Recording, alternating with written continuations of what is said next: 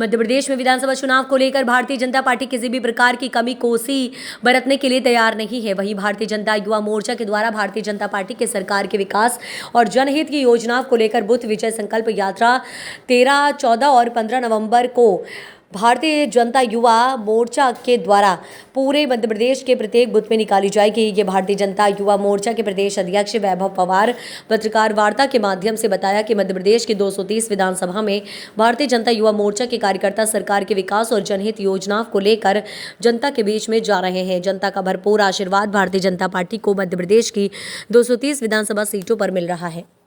सभी पत्रकार साथियों का बहुत बहुत अभिनंदन करता हूँ।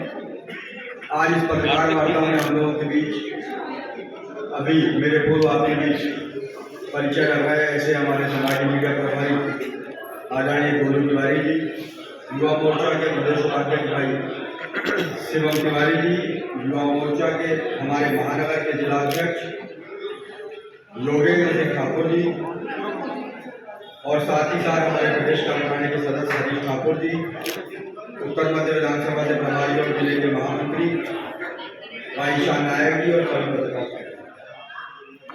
भारतीय जनता युवा मोर्चा के परिप्रेक्ष्य में आप लोगों के बीच बात करने के लिए उपस्थित हुआ हूँ।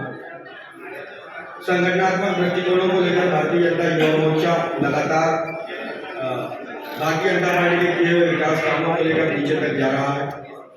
भारतीय जनता युवा मोर्चा के सभी कार्यकर्ता हमारी मध्य प्रदेश की 230 विधानसभा में और हमारे 270 संगठनात्मक मंडलों में लगातार काम के माध्यम से प्रत्याशियों के साथ लगातार चुनाव प्रचार में हमारे कार्यकर्ता सभी जगह व्यवस्थित तरीके से लगे हुए हैं। वर्तमान में हमने मध्य प्रदेश में 270 मंडलों में से 691 ऐसे मंडल हैं जिसमें हमने 9 मतदाता युवा सम्मेलन के कार्यक्रम संपन्न किए हैं।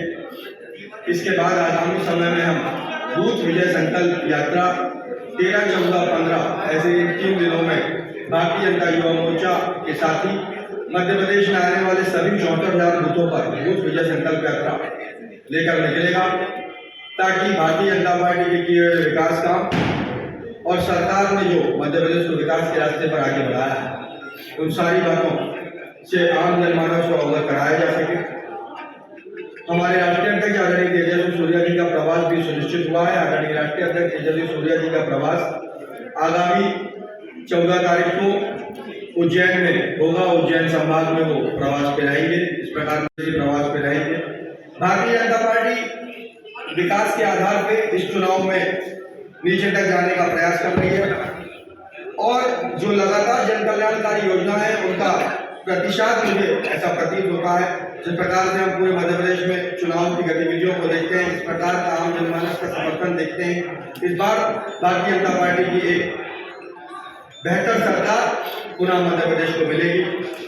जहां भारतीय जनता पार्टी विकास के कामों को लेकर नीचे तक जा रही है, विकास के आधार पर लोगों से वोट मांगने का काम कर रही है, वहीं हम कांग्रेस की बात करें तो कांग्रेस झूठ और भ्रम के आधार पर राजनीति करने का प्रयास कर रही है। इससे पहले यहाँ राहुल गांधी आए थे जबलपुर में, उन्होंने फिर से वही पुराना राग अलापा। इस बार तो उनके पास कुछ झूठ बोलने को नहीं था, झूठा कर्ज माफी का वादा नहीं था, तो उन्होंने जातिगत आधार पर वैमनस्यता फैलाने के लिए वो ये बात कह के गए कि पिछड़ों के लिए, दलितों के लिए यहाँ की सरकार कुछ नहीं कर रही है। यदि पिछड़ों के लिए, दलितों के लिए काम करने की बात करें तो ये केवल मध्य प्रदेश की भारतीय जनता पार्टी की सरकार और हमारी केंद्र की आदरणीय नरेंद्र मोदी जी की सरकार है, जिसने पिछड़े और दलितों के लिए काम करने की जिम्मेदारी को निभाया है। यदि ओबीसी आयोग को संवैधानिक दर्जा देने की बात करें तो वो काम आदरणीय नरेंद्र मोदी जी के नेतृत्व वाली भारतीय जनता पार्टी की सरकार ने किया है। यदि मध्य प्रदेश में आदिवासियों का अधिकार देने के लिए पेशा कानून लागू करने की बात करें तो भारतीय जनता पार्टी की सरकार ने करके दिया है।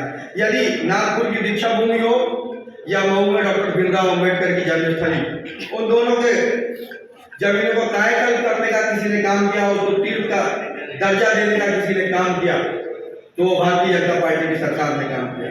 जहां भारतीय जनता पार्टी विकास के आधार पर वोट मांगने का काम कर रही है, वहीं कांग्रेस के प्रत्याशी और कांग्रेस के लोग झूठ और भ्रम के आधार पर राजनीति करना चाहते हैं।